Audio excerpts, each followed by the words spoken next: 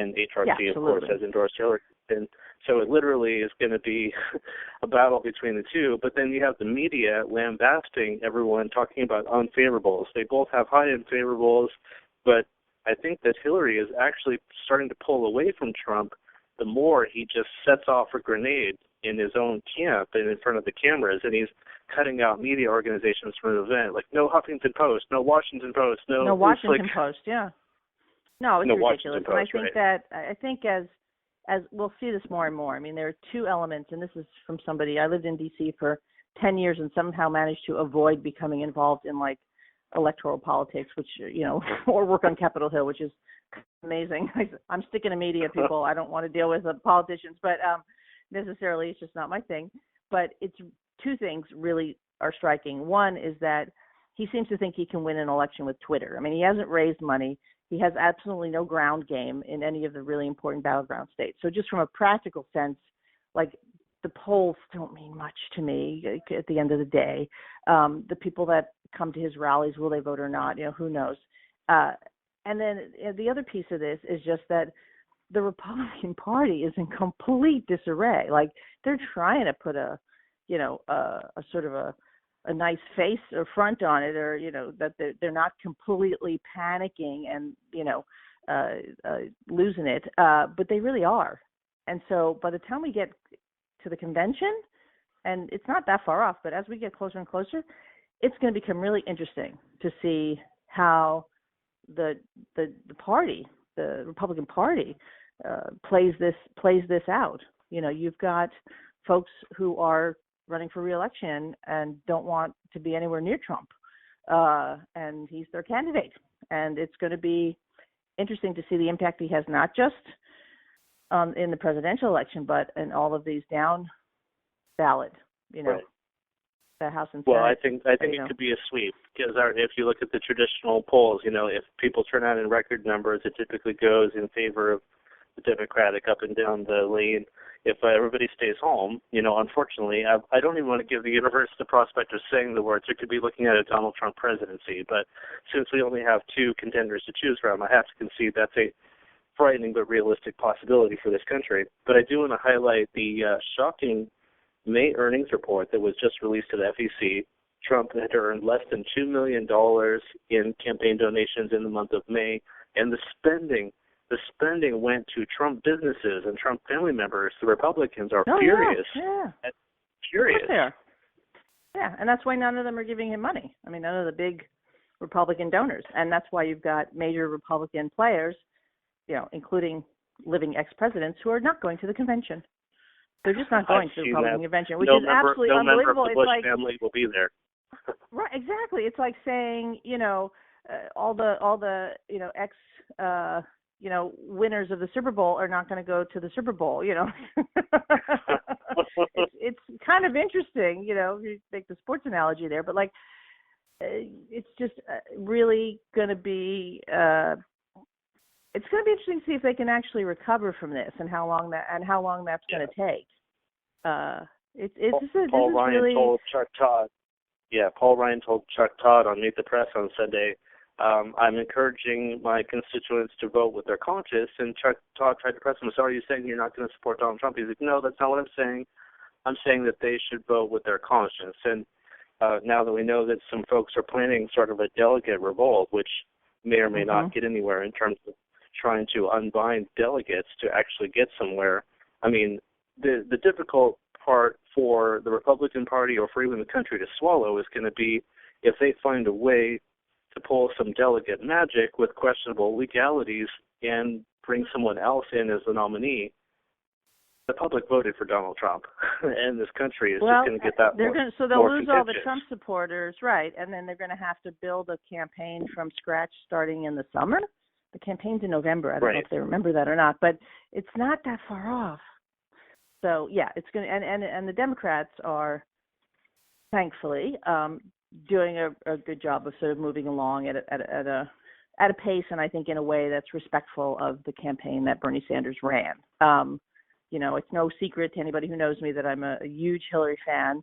I was when she ran in 2008, and I am now. But he ran a great campaign. he brought up issues and actually pushed. I mean, I fully support her. That doesn't mean I agree with her on everything, and I'm not actually to the left of her on something. But she gets stuff done, and that's important. And she's a woman, and that's important. But I think Sanders is starting to do all the right things, which I'm really happy to see, because instead of being divisive and doing what the Republicans are doing, the Democrats are being a lot smarter. Right, and she's surrounded because of, again, going back to those unfavorables. I love when the media describes it as unfavorables. It's like, let's call it what it is. People hate her. People hate Donald Trump. I mean, we've seen numbers as high as 65, 70%. The unfavorable is sexism. Yeah, I mean, there's a difference between, Donald Trump, having unfavorables because he's all the things he is. A lot of her unfavorables, quote unquote, I'm making air quotes with my fingers here, it's called sexism. Yes, people may have issues with things she said and there are controversies and, Clinton family history, whatever. That stuff has been debated the hell out of. I don't care about her emails anymore. Like all of that stuff. The bottom line is there's a lot of sexism going on. Unfortunately, some of it was even in the Sanders campaign. But you know what? It's a new day. Let's move forward. But let's be real. Like, let's be honest. A part of this is because she's a woman. And there are a lot of people in this country who still harbor a lot of sexism, whether they're, conservative and some liberals or progressives. So it's going to be interesting, but I have, a tremendous amount of hope and a lot of confidence that we'll have President Hillary Clinton being inaugurated in January. I know a lot of folks in the community that are telling me at this point they're starting to get so confident that they feel whoosh, nothing but net. Two major positives from the last 2 weeks, the last few days specifically for Hillary Clinton. She has the support, and Elizabeth Warren is getting out there on the trail. So talk about someone that's got favorables. There's someone that is going to be highly favorable. And when Bernie Sanders does do whatever everyone's waiting for him to do, that will be highly favorable for Hillary Clinton. But just giving her direct credit, she's had some hard-hitting speeches directed at Trump on national security and the economy, and she has just pounded him into the ground to the point where on the national security speech, he almost didn't reply with any tweets. She nailed it. Whoosh, nothing but net. It was a nothing but net. Yeah, that was a nothing but net speech. Absolutely. Totally agree. So, but we'll see. We'll talk again maybe before the election or after. I'm sure we'll probably bring you in on election. We'll get a panel going. We'll be up with coffee for the late hours. The only thing that I don't want to see, I don't think anyone in this country could bear to go through it again, is the Al Gore versus Bush going into court and waiting for we need to have a clear winner from this election. It needs luckily to be those two lawyers get along now. They did the same-sex marriage case together, so we don't have to worry about them. Okay.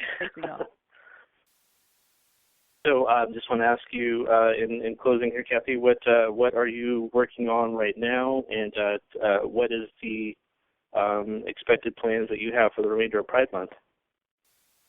Well, through this weekend we've got quite a bit planned with Pride here in New York City, which I love. I'm going to be working with some journalists that I know want to wander around a bit, but mostly I'll be marching with SAGE, which is the LGBT advocacy and education for elders in the community. And they actually have a big announcement, housing related, happening next week, which I'm really excited about here in New York City.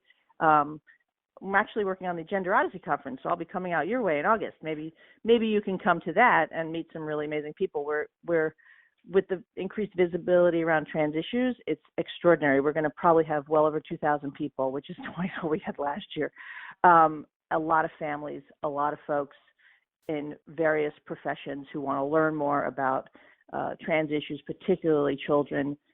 We have, several hundred kids there under the age of 15. There's a kids camp.